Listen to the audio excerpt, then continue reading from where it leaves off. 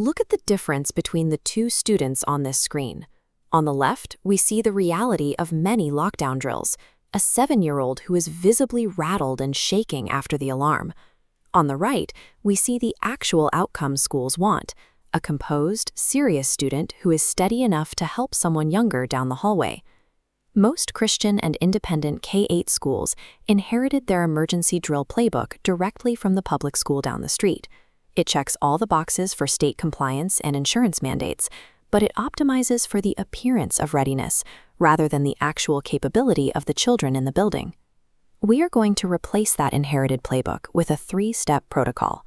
This specific sequence satisfies your state compliance requirements while actively building physical capability and emotional courage in your students. To do this, you need to pull up your Master August in-service calendar right now. Making these structural shifts before the first bell of the school year rings is the only way to establish true readiness. If you wait until October, the routines are already set, and you risk putting students through an entire year of drills that cause anxiety instead of building competence. Step 1 is the adult first walkthrough. You need to dedicate a single 1-hour block on the August staff calendar to practice a drill with only adults in the building. This means the entire staff, teachers, aides, front office personnel, and the facilities team, physically walks the building together. They practice locking the doors, moving out of visual sightlines, and identifying the weak spots in each room, completely free from the pressure of managing children. This is a sensory exercise. The staff needs to hear what the intercom sounds like at full volume, and every teacher must memorize the exact word-for-word language they will use in the first 10 seconds after the alarm goes off. A commercial pilot learns emergency procedures in a simulator, entirely off the aircraft. They practice the scenario dozens of times quietly, so that if turbulence hits, they are completely steady. They do not learn the steps mid-flight with passengers watching. Flight attendants deliver safety briefings with a flat, calm tone that keeps the entire cabin relaxed. That flatness is a direct result of mastery. When an untrained teacher attempts to read an unfamiliar emergency script for the first time in front of 8-year-olds, the resulting panic spikes the children's fear response faster than the alarm itself. Principals often skip this step because the August in-service calendar is already packed with meetings. Scheduling a physical walkthrough feels like one more administrative burden. But schools that write and practice their scripts in an empty building produce teachers who already have the words memorized. When the drill happens, they don't have to invent calm language in the moment. That prepared steadiness is the single most important factor in preventing a child's fear response. Step 2 is eliminating the maximum intensity theatrical drill. You no longer need a 15-minute production where the lights go out and every student lies perfectly still on the floor. Running a high-tension simulation without dosage control teaches young kids to associate the drill entirely with fear. The alternative is a 2 to 3 minute realistic cycle.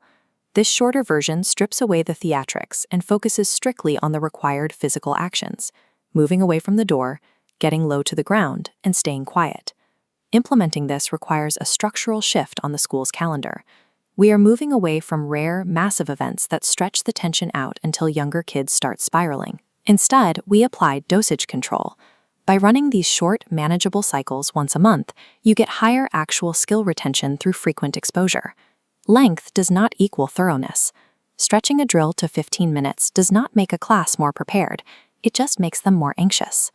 Adopting short, frequent cycles turns the drill into a normal, routine competence exercise for the students, rather than a dreaded ordeal they fear all semester.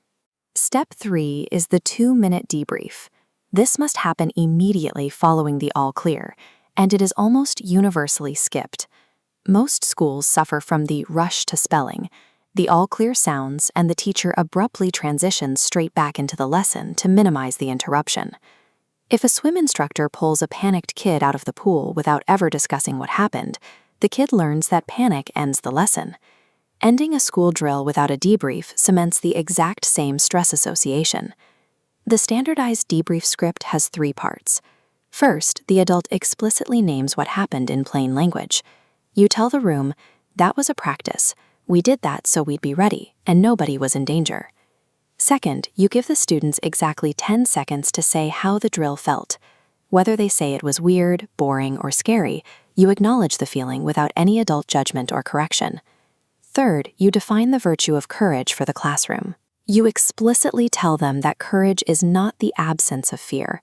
Courage is taking the right next step, even while feeling afraid. Avoid telling anxious kids, "Good job, you were brave." If a student felt scared during the drill, hearing that implies that their internal fear means they failed your emotional standard. Acknowledging a child's fear and then defining courage as a deliberate physical action they just completed is the exact mechanism that turns a state compliance exercise into profound character formation. By scheduling the adult-only walkthrough, shortening the practice cycles, and mandating the post-drill debrief, you have rebuilt a complete formation-aligned protocol. This protocol protects your school's enrollment. A single poorly handled drill that leaves a first grader visibly rattled gets discussed at pickup and in parent group texts.